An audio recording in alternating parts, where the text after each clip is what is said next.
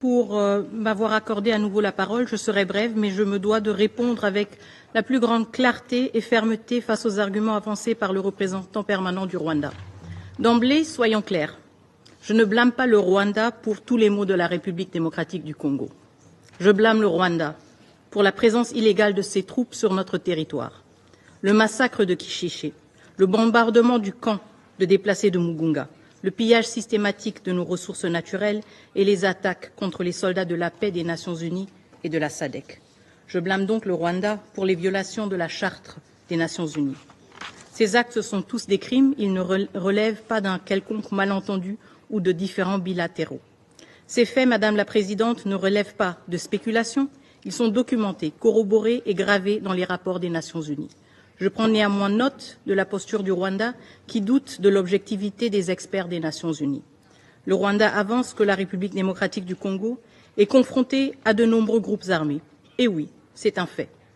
Mais cet aveu de la complexité de notre contexte sécuritaire ne saurait servir de justification à ses propres violations de notre souveraineté.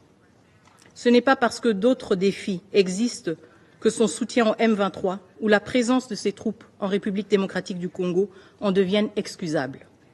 Je le dis avec force, l'appréciation du Rwanda sur nos défis internes ne lui donne aucun droit d'y intervenir. Le Rwanda invoque aussi l'idée que le M23 représenterait des communautés marginalisées. Permettez-moi de poser une question simple à cette Assemblée. Depuis quand des massacres, des déplacements forcés et la réorganisation démographique de territoires sont-ils des moyens légitimes pour répondre à des revendications ethniques ou sociales? Le M23 ne défend aucune cause, il exécute une stratégie dictée par les intérêts du Rwanda. Le groupe d'experts l'a démontré, il ne s'agit pas de défendre des minorités, mais de contrôler des ressources et d'affaiblir la souveraineté de la République démocratique du Congo. Enfin, le Rwanda prétend que les mesures qu'il qualifie de défensives seraient légitimées par des propos tenus par des responsables congolais. Je rejette fermement cette allégation. Aucun propos quelconque ne peut justifier les massacres de civils, les pillages de ressources ou l'occupation de territoires.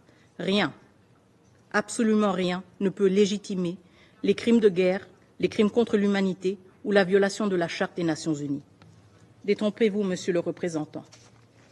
Le Rwanda n'est pas et ne sera jamais le gendarme de la région des Grands Lacs. Si le Rwanda souhaite prouver sa crédibilité en tant qu'acteur de paix, qu'il commence par honorer ses engagements dans le processus de Luanda. 34 jours plus tard, nous attendons toujours vos experts.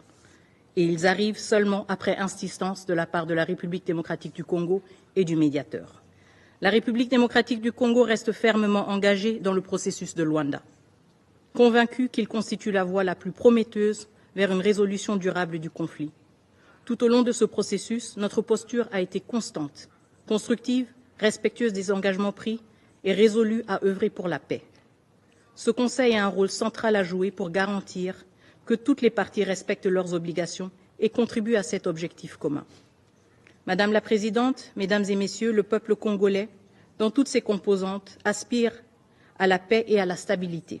Ces aspirations légitimes ne sauraient être réduites au silence par des stratégies de division et de domination.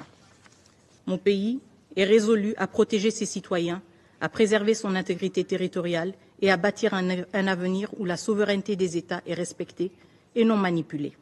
Nous ne demandons pas de faveur, nous exigeons que le droit international soit respecté, que la souveraineté de la République démocratique du Congo soit protégée et que les responsabilités des actes commis soient pleinement assumées.